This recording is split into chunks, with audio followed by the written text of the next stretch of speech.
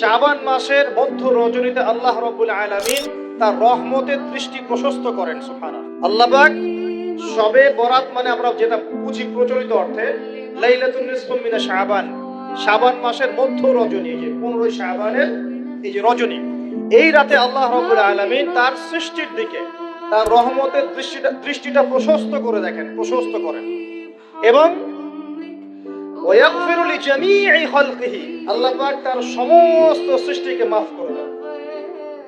আল্লাহ পাক কি করেন? তার সমস্ত সৃষ্টিকে কি করেন? maaf করে দেন। কথাটা ভালো করে বোঝেন। আল্লাহ পাক তার সমস্ত সৃষ্টিকে maaf করে দেন ইল্লা, তাদেরকে ব্যতীত। এক ইল্লা লিমুশরিকিন, এক নাম্বার যে ব্যক্তি মুশরিক, যে শিরক করে আল্লাহর সাথে, যে আল্লাহর সাথে শিরক করে। আর দুই মুশাহিনে, যে ব্যক্তি অন্তরে মানুষের সাথে বিদ্বেষ পোষণ করে, হিংসা বিদ্বেষ মনে আছে এরকম ব্যক্তি, এবং মনের মধ্যে শিরক আছে, শিরকি আকীদা, মুশরিক, এই দুই শ্রেণীর মানুষ ছাড়া আল্লাহ পাক সমস্ত মানুষকে maaf করে দেন।